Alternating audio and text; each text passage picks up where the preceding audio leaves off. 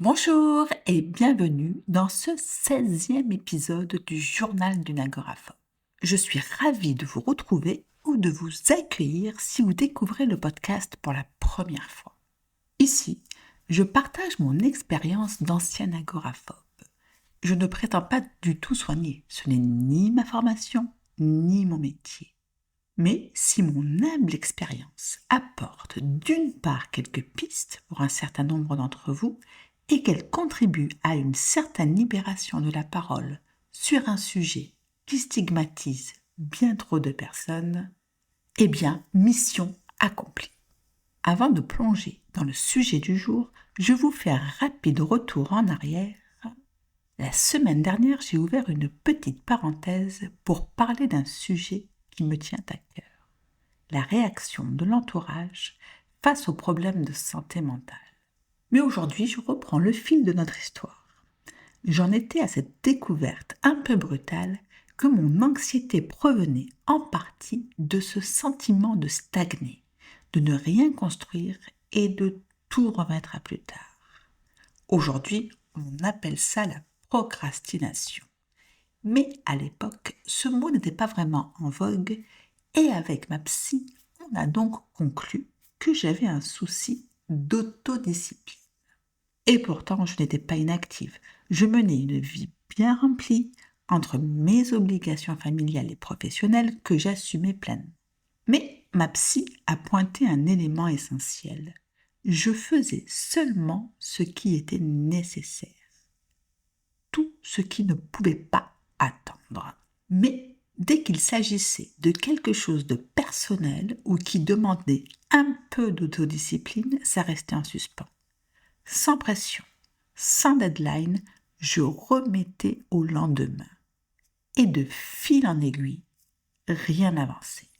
Et entre vous et moi, quand on s'habitue à faire uniquement ce qui est absolument nécessaire, on s'enferme petit à petit dans un cercle vicieux. On s'autorise à ne pas faire ceci, puis à ne pas faire cela, et sans qu'on s'en rende compte, ça a pris des proportions énormes. Après, on essaye de redresser la barre certains jours. Mais le naturel revient vite et on relâche. Puis vient le lendemain où on relâche encore un peu plus. Conclusion, moins on en fait et moins on en fait. Pourquoi je vous raconte ça? Parce que quand j'ai enfin compris, grâce à ma psy, qu'il y avait ce problème d'autodiscipline, je me suis dit, banco, c'est la solution. Si j'arrive à m'autodiscipliner, je cours droit vers la guérison. Je me suis lancée à fond là-dedans. J'ai même acheté un livre de développement personnel sur l'autodiscipline que j'ai dévoré et dont j'ai suivi un certain nombre de conseils. Enfin, sauf celui de la douche glacée de 5 minutes tous les matins. Pourquoi une douche glacée de 5 minutes tous les matins? Eh bien, pour comprendre qu'au bout de 2 minutes, on n'a plus de problème avec l'eau froide. Et que la dynamique est la même pour tout. Le sport, le rangement, je comprends le concept. Mais la douche glacée, c'est non. Vous l'aurez compris, ce livre est très intéressant. D'ailleurs, je viens de le relire avant de faire cet épisode. Si ça vous tente, je vous donne le titre. Comment développer l'autodiscipline de Martin Meadows. Donc, mis à part la douche glacée, le livre m'a permis de mettre en place une routine qui au début m'a vraiment aidée. J'ai recommencé à prendre le bus. J'allais seule au village pour faire 2-3 courses. Des petits pas, me direz-vous, mais pour moi, il n'y a pas de petites victoires. Il n'y a que des victoires. Et puis un jour, une crise d'angoisse est revenue. Et retour à la case départ. Du coup, j'ai vite compris que savoir que j'avais un problème d'autodiscipline ne suffirait pas. C'est un peu comme les fumeurs. Ils savent que la cigarette est mauvaise pour eux, mais une fois que l'habitude est là, ça ne les empêche pas de fumer. Et pour moi, c'était pareil avec l'anxiété. Comprendre d'où elle venait ne m'aidait pas forcément à en sortir, car elle était installée comme une habitude bien ancrée. Donc, la compréhension des différentes causes de son anxiété, l'autodiscipline, c'est nécessaire mais pas suffisant. Autre chose, l'exemple de la clope ne m'est pas venu par hasard. Il m'a rappelé certaines discussions au bureau. À l'époque, beaucoup de mes collègues avaient décidé d'arrêter de fumer et tous disaient que ceux qui ne réussissent pas, c'est par manque de volonté. Je me suis alors posé la question. Est-ce que reprendre une vie normale, sortir de chez moi, aller au restaurant, était vraiment juste un problème de volonté? Et là, la culpabilité est arrivée. Je fais vivre tout ça à ma famille juste par manque de volonté. Ce n'était pas uniquement ça, bien sûr. Ma psy et moi avons essayé de faire la part des choses entre ce qui relevait de l'autodiscipline et ce qui touchait à la volonté. Elle m'a proposé un exercice d'auto-observation. À chaque fois que je procrastinais, je devais m'asseoir 5 minutes et essayer de comprendre pourquoi je ne faisais pas quelque chose qui m'aurait pris à peine 2 minutes.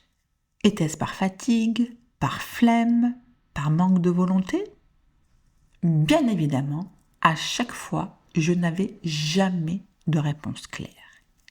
Puis ma psy a dit quelque chose d'important. Elle m'a suggéré que peut-être les choses avaient perdu de leur sens pour moi.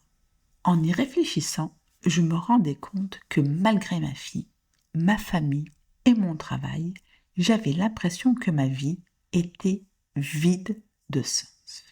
L'étape suivante vers la guérison est-elle d'essayer de redonner du sens à ma vie? Ça aurait pu.